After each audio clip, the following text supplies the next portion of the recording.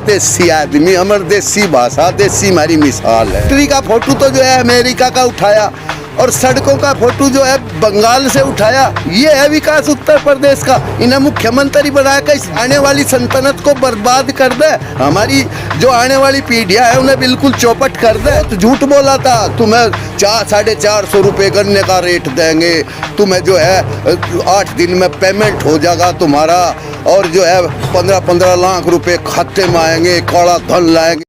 कहाँ से आए आप? मैं डिस्ट्रिक्ट शामली। कितने दिन से यहाँ बैठे हैं?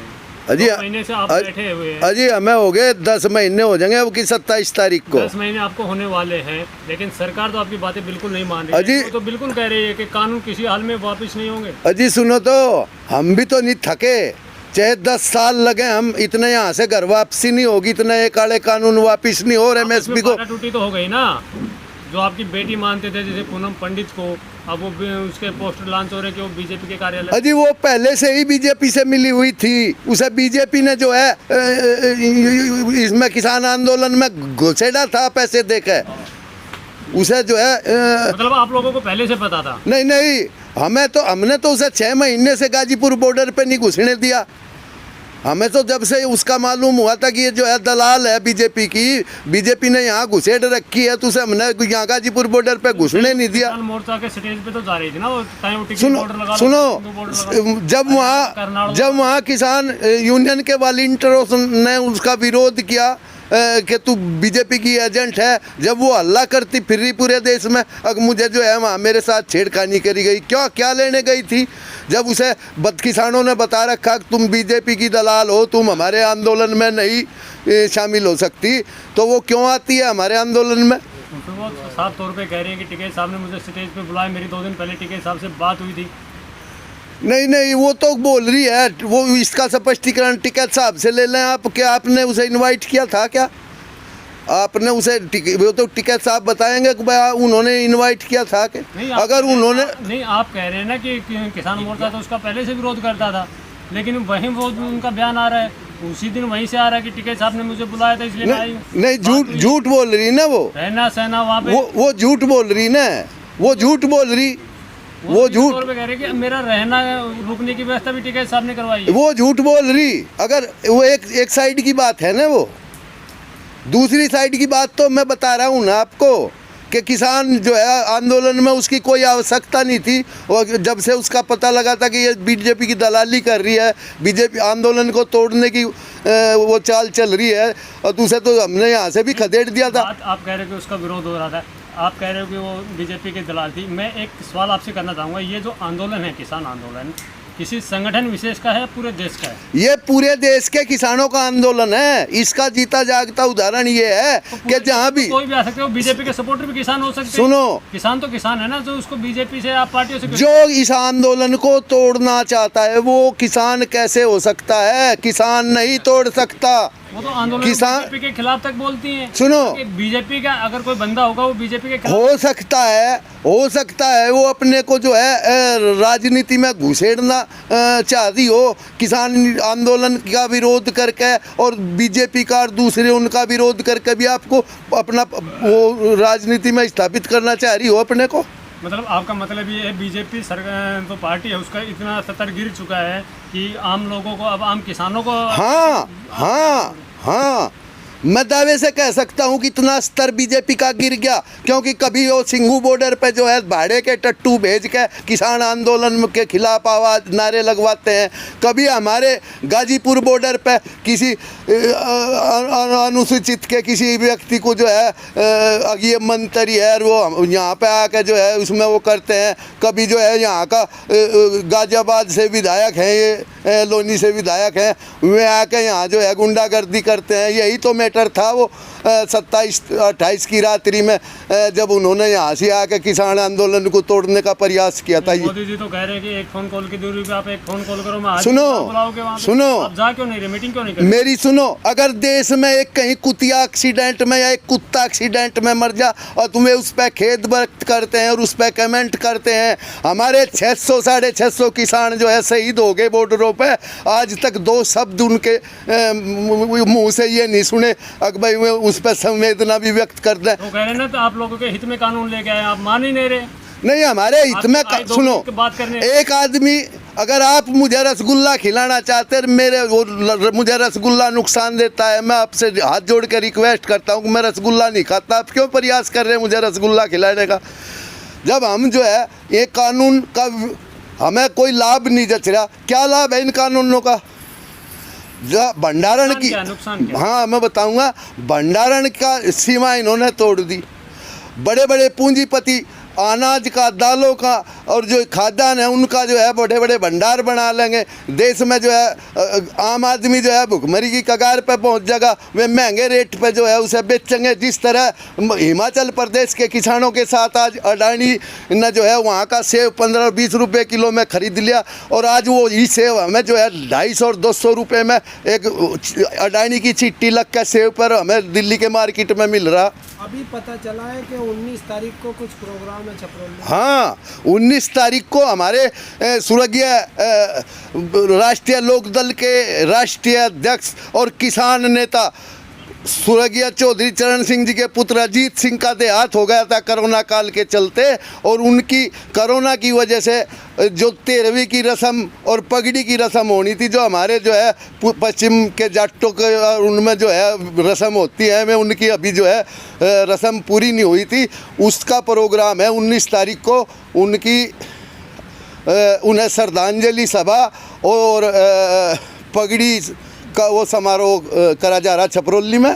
बीजेपी की तरफ से मुजफ्फरनगर महापंचायत में एक सवाल उठाया जा रहा है, राकेश टिकैत ने अल्लाह अकबर के नारे लगाए गए थे कि ऐसी क्या नौबत आ गई? हाँ, धार्मिक नारे लगाने। हाँ, हमें तो इस देश की जनता को तो धार्मिक नारे लगाने की बहुत पहले से आदत है। ये देश तो जो है धार्मिक नारों के ही बल पे तो आज़ाद हुआ था। जब देश की आज़ादी की लड़ाई लड़ी जा रही थी, 1857 का गदर हो चाहे कोई वो 1857 की लड़ाई हो चाहे कोई सा भी वो हो, उसमें यही तो नारे बोले जाते थे।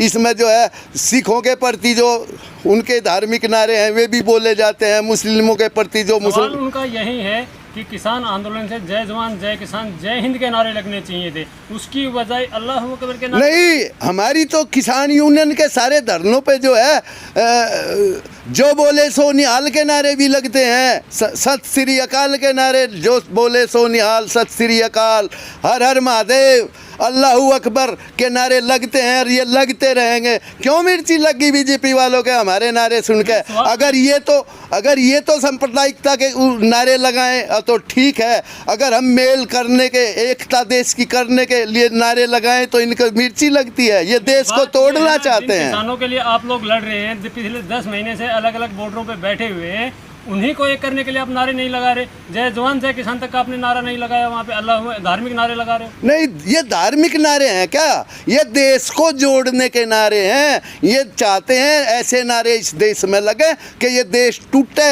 इन्होंने पहले भी आरएसएस विचारधारा से, आज ये जो हिंदुस्तान 2 टुकड़ों में और 3 टुकड़ों में जो हो रहा है ना, कहीं बांग्लादेश और पाकिस्तान, ये इन आरएसएस की विचारधारा की वजह से हो रहा, क्योंकि ये अंग्रेजों के पिट्ठू थे, अंग्रेजों के दलाल थे। इनके जब इन्हें आज़ादी की लड़ाई में जो है इनके नेताओं को आरएसएस के और वहाँ काले पानी की सज़ा हुई थी, माफ़ीनामा लिख के उनके साथ समझौता कर के जो है ये जेलों से छूट के बाहर आए थे। इन्होंने देश तुड़वाने की तो षड्यंत्र रचा था अंग्रेजों के साथ मिलकर। आप कह रहे हैं कि ये आंदोलन राजनीतिक आंदोलन है, बार बार राकेश टिकैत साहब भी कह रहे हैं, बाकी किसान नेता भी कह रहे हैं, लेकिन जहाँ जहाँ चुनाव होते हैं वहाँ किसान संगठन पहुँच जाते हैं। हम अराजनीतिक हैं, हमारा जो राजनीतिक है तो राजनीतिक, हाँ, मैं बताऊंगा। हम वहाँ जो है किसी पार्टी को सपोर्ट करने के लिए नहीं जाते। हमारे नेता, हमारे जो संयुक्त किसान मोर्चे के नेता जो हैं, ममता बनर्जी से क्यों मिले थे? सुनो, वे एज ए मुख्यमंत्री मिले थे। ऐसे मुख्यमंत्री आप योगी जी से क्यों नहीं मिले, ममता बनर्जी से क्यों मिले? हाँ, मिलते हैं। जब हमारी किसानों की तरह हमारे गन्ने के भाव की बात है, हमारे गन्ने के पेमेंट की बात है, बिजली के बढ़ते हुए बिलों की बात है, उस पर हम मिलेंगे। और हम अगर जहाँ जहाँ चुनाव आएंगे वहीं मिलेंगे, बाकी जगह नहीं दिक्कत किसानों को। जैसे नहीं, सब जगह है, चुनाव आए, सब बंगाल जगह है, यूपी सब में चुनाव आ रहे, सब यूपी में जगह चुनाव आएगी, है, उत्तराखंड सब जगह है, दिक्कत सब जगह है। हम जो है किसी पार्टी को सपोर्ट करने के लिए नहीं जाते। हमारे नेता जो है बीजेपी की इन गलत नीतियों का प्रचार करने के लिए, वहाँ की जनता को बताने के लिए कि इनकी गलत नीतियाँ जो हैं आप लोग समझो इन्हें और इन्हें वोट मत करना। भले ही आप किसी पार्टी को जो, यही तो कह रहे हैं ना कि चुनाव के टाइम पे ही क्यों जाते हो, बाकी टाइम में वो क्यों नहीं जाते हो? नहीं, हमारे पास हथियार क्या है, बाकी टाइम में हथियार क्या है? ये प्रजातंत्र है। यहाँ तो वोट से ही तो जो है सरकारें बनाई और बिगाड़ी जाती हैं। चुनाव में ही तो बताएंगे कि इन्होंने हमारे साथ 5 साल तक क्या क्या जाजती की। अब जहाँ हरियाणा में जैसा चल रहा है, हरियाणा में जगह जगह आंदोलन हो रहे, जगह जगह राकेश टिकैत जी भी जा रहे और जो है चढ़ूनी जी भी, और वो सब जो है संयुक्त किसान मोर्चा के। वहाँ हरियाणा में कहाँ चुनाव है, वहाँ भी तो कर रहे आंदोलन। जब करनाल में लाठीचार्ज हुआ था अभी कुछ दिन पहले, हाँ, तो उसी दिन चुनावों को लेकर ही मीटिंग थी खट्टर साहब की, जिसके विरोध में लाठीचार्ज हुआ था। फिर पंचायत चुनाव फिर- उसके लिए हाई लेवल की मीटिंग थी। सुनो, वो लाठीचार्ज करवाने में भी आरएसएस का हाथ है। हमारे जो राकेश में है, नहीं, राकेश जी हैं मेंबर पार्लियामेंट राज्यसभा, उनका भतीजा एसडीएम है वो, और उसने इरादे से ये लाठीचार्ज करवाया, जिसकी वीडियो भी जो है सोशल मीडिया पे वायरल है। तो उसके लिए तो उन्होंने माफ़ी मांग ली। अजी माफ़ी मांगने तक क्या हो रहा, उसे सजा देनी पड़ेगी, उसे जो है उसके खिलाफ मुकदमा दर्ज करना पड़ेगा।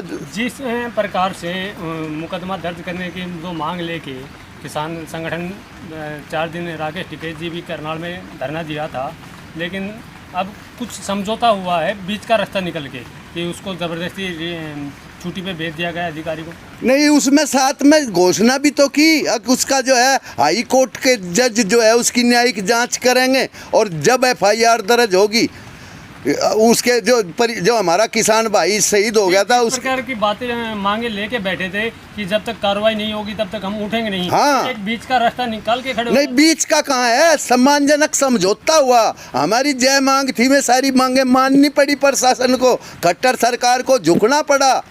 अब दोनों किसान संगठन भी डटे हुए हैं अपनी बातों पे, सरकार भी डटी हुई है कि कानून किसी हाल में वापस नहीं होंगे। अगर कोई बीच का रास्ता निकाला जाता है, क्यों आप लोग मानोगे इसको? नहीं, क्या है इसमें बीच का रास्ता?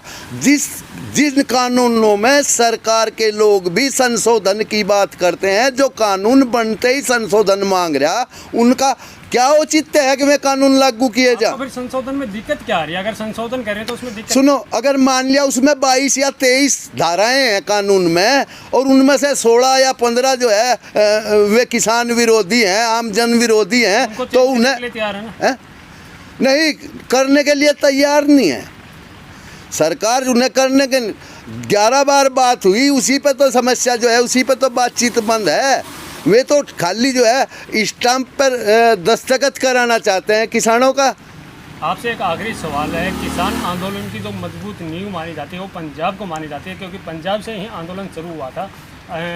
कांग्रेस पार्टी भी जो पंजाब में सरकार बना रखी है वो भी कहीं ना कहीं किसान आंदोलन को सपोर्ट करती थी, लेकिन हाल ही में वहाँ के मुख्यमंत्री का बयान आया है कि जो 112 जगह किसानों ने अपने अपने धरने लगा रखे हैं उनको हटा लिया जाए, क्योंकि पंजाब को बहुत आर्थिक नुकसान हो चुका है। तो क्या कहना चाहेंगे? अब वो राजनीतिक पार्टियां भी आपसे हाथ वापस खींचने लगी है जो सपोर्ट करती है। अजी सुनो, तो हमें ना इसकी चिंता है कौन सी राजनीतिक पार्टी हमारे आंदोलन से हाथ खींच रही, ना हमारी ये कि भाई कौन सी राजनीतिक पार्टी हमें सपोर्ट कर रही।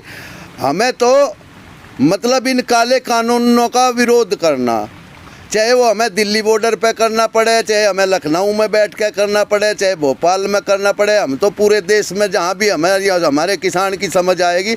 अभी भी 350, अभी भी पूरे हिंदुस्तान में 350 जगह धरने प्रदर्शन चल रहे हैं। आपने पहले भी राकेश टिकैत ने भी ऐलान किया था कि लखनऊ को भी दिल्ली बना देंगे, तो पलटवार में योगी जी के ट्विटर से एक पोस्टर लॉन्च हुआ था कि अगर लखनऊ को दिल्ली समझने की भूल की तो बक्कल उतार दी जाएगी। उसके बाद कुछ न कुछ किसान संगठन जो है, राकेश टिकैत जी भी जो है कहीं ना कहीं लखनऊ जाने से पीछे डटे हैं। आपने उसके बाद में जो हमारा पोस्टर सोशल मीडिया पे वायरल हुआ, उसमें राकेश टिकैत जी जो है योगी जी की गर्दन पकड़ के मेज के नीचे से खींच रहे हो, आपको वो दिखाई नहीं दिया?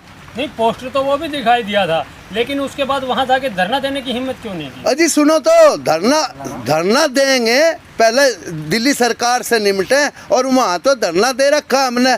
चुनाव आ रहे, अभी 2-4 महीने बाद चुनाव है, उन्हें हम यूपी से ही बर्खास्त कर देंगे, उन्हें यूपी से ही विदा करके उत्तराखंड भेज देंगे। उन्हें अपने वहाँ जहाँ से वो हैं उत्तराखंड वहाँ भेज देंगे। मुजफ्फरनगर महापंचायत से एक नारा और लगा था कि ये दोनों जो बाहरी हैं इनको बाहर भेज देंगे। हाँ, अच्छा सुनो, जिसके पास भारत की नागरिकता है वो बाहरी कैसे अजी हो सकता सुनो, मान गए उसे यहाँ मुख्यमंत्री की जगह उसे प्रधानमंत्री बना दो, जहाँ किसी भी प्रदेश का आदमी प्रधानमंत्री बन सके। योगी जी गुजरात, वो मोदी जी गुजरात से क्यों नहीं चुनाव लड़ते? योगी जी जो है उत्तराखंड से है, जब उत्तराखंड से क्यों नहीं मुख्यमंत्री बनना? उत्तराखंड का मुख्यमंत्री बनो। यहाँ उत्तर प्रदेश में नेताओं की बाढ़ है, कहाँ यहाँ ऐसे यंग लीडर हैं जो किसान और मजदूर की बात करते हैं। सैकड़ों काम पिछली सरकार थी, अखिलेश जी की सरकार थी पिछली, हजारों काम तो मैं गिनवा सकता हूँ जो उन्होंने जो है किए प्रदेश में। इन्हें एक काम करने के लिए भी फैक्ट्री का फोटो तो जो है अमेरिका का उठाया, और सड़कों का फोटो जो है बंगाल से उठाया। ये है विकास उत्तर प्रदेश का। इन्हें मुख्यमंत्री बना के इस आने वाली सल्तनत को बर्बाद कर दे, हमारी जो आने वाली पीढ़ियाँ हैं उन्हें बिल्कुल चौपट कर दे। आखिर इन लोगों को जिताते भी तो आप लोग ही हैं।